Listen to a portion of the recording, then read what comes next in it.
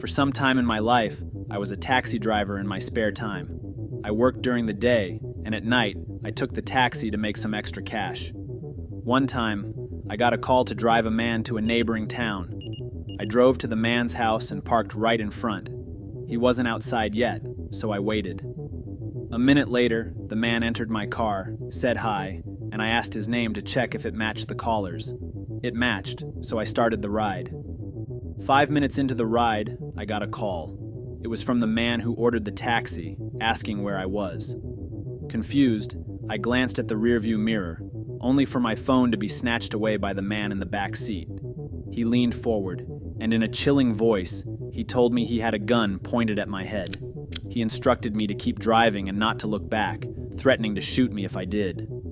My heart pounded as I drove, my hands gripping the steering wheel so tightly my knuckles turned white. Every instinct screaming at me to glance back, but fear kept my eyes forward. As we drove deeper into the countryside, the streetlights became sparse and the darkness thickened.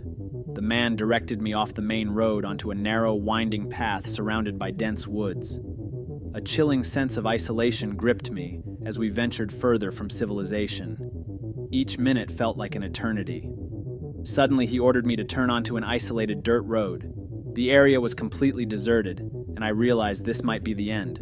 He then told me to stop the car. With shaking hands, I did as instructed. He asked for my driver's license, and when I gave it to him, he said he now knew my address and warned me that if I called the police, he would come after me. Then, he got out of the car and ran into the woods. I immediately sped away and went straight home, my mind racing with fear and relief. 2 days later, my driver's license appeared in my mailbox. The realization that he had been to my house shook me to my core. I couldn't stop imagining him lurking nearby, knowing where I lived. After a couple of weeks, the anxiety became too much to bear. I decided to move far away, unable to shake the feeling of his looming presence. That night ended my taxi driving days, and it changed my life forever. I work as a security guard at a bar on weekends, and I often drive home late at night.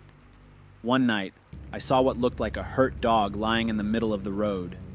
Feeling a surge of empathy, I pulled over to help. As I approached, I realized it wasn't a dog, it was a bear cub. My heart skipped a beat. Just then, I heard a rustling in the bushes and a deep, menacing growl. The mother bear was nearby, and she sounded furious. For a moment, I was paralyzed with fear, my mind racing with thoughts of what to do. The mother bear emerged from the darkness, with her eyes locked on me. I knew I had to act fast, so I bolted back to my car. I reached the car just as the mother bear charged. I threw myself inside, but she was already upon me, smashing the window with her massive paw and clawing at the door. Shards of glass flew everywhere, and the car shook under her weight. My hands were shaking, but I managed to start the car and slam it into gear. The bear roared and continued to attack, but I floored the gas pedal and sped off, leaving the shattered remnants of my car window behind. It was a close call that I'll never forget. When I was a kid, I often hung out at my friend Billy's house. I would go to his house after school and stay there until around 8 p.m. when his father would come back home from work and take me home. His father had a pickup truck, so he would let Billy and me ride in the back. The ride took about 15 minutes. We lived in a rural area where the landscape was mostly open fields. It was stunning, and I loved watching it while feeling the wind on my face. One night, about halfway home, in the middle of nowhere, something caught our attention. Out of the corner of my eye, I noticed a strange light in the sky. At first, I thought it was a shooting star, but it was coming down far too quickly and seemed much larger. Billy and I exchanged looks as the object hurtled toward the ground. It was a large ball of bright, flickering lights, descending rapidly and without warning. We watched in stunned silence as it crashed into a field not far from us. Strangely, the lights extinguished immediately upon impact, and there was no sound at all, no explosion, no crash, nothing. It was as if the earth had swallowed it whole without a trace. Billy's father abruptly stopped the truck, his tires skidding on the gravel road. He climbed out and came to the back where we sat. his face pale and his eyes wide with a mix of fear and determination. "You kids, listen to me. Do not ever tell anyone about what you just saw. Do you hear me? Forget this happened." We nodded, too shocked to speak. The seriousness in his voice and the intensity of his gaze sent chills down my spine. He turned and got back into the truck, and we resumed our journey home in complete silence, the weight of the mysterious event pressing heavily on our minds. For the rest of the ride, I couldn't stop thinking about what we had seen. The image of the glowing ball of light burned in my mind, and the eerie silence that followed its crash seemed to linger in the night air. Why had Billy's father been so insistent on keeping it a secret? What could have fallen into that field, and why was it so important to forget it? As we pulled into my driveway, I said a quiet goodbye to Billy and thanked his father. I walked up to my house, the cool night air doing little to calm the unease that had settled in my stomach. Even now, years later, I still wonder about that night. What was that strange object in the sky, and why did it seem to vanish without a trace? And most of all, why was Billy's father so determined to ensure we never spoke of it again? I'm a truck driver, often navigating long distances at night. I've seen countless broken cars and desperate people stranded on the road. I always stop to help. I can't imagine being in their situation. One night I spotted a car broken down and a man pacing, looking desperate. I pulled over and asked if he needed help. He said his car had broken down and his phone was dead. I asked him to open the hood, and after a few minutes of checking, I couldn't find anything wrong. He seemed overly anxious, but I didn't suspect him to be dangerous. I'm a big guy and could handle myself. I got in the car, and after a few tries, it started. He thanked me quickly, jumped in, and sped off. I thought he was just scared of me, given the late hour. I got back in my truck and continued my route.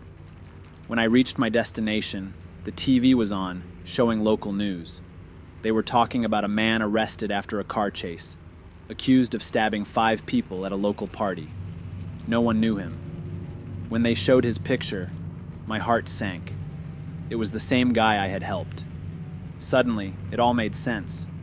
I felt a chill, realizing how many times he had been behind me, out of sight, and what he could have done. I was lucky to be unharmed, and relieved he was caught. One evening, my boyfriend and I decided to spend some time together, away from the hustle and bustle of the city.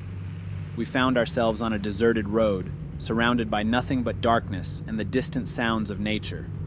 After a while, we decided it was time to head back.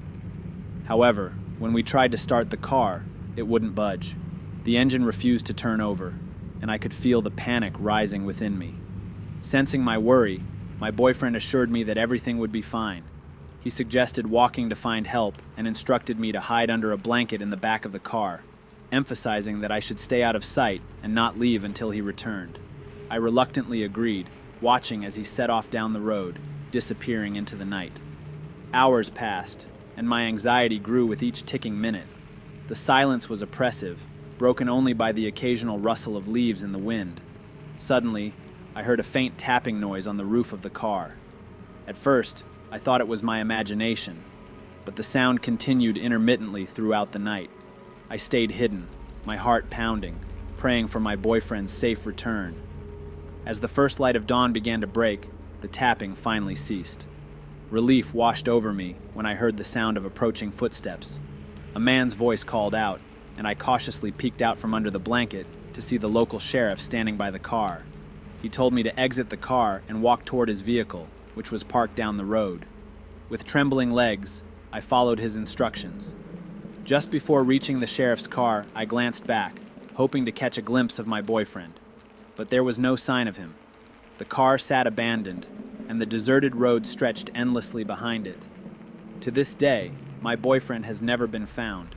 There were no clues, no traces of what happened to him that night. Despite the sheriff's efforts and numerous searches, he simply vanished without a trace.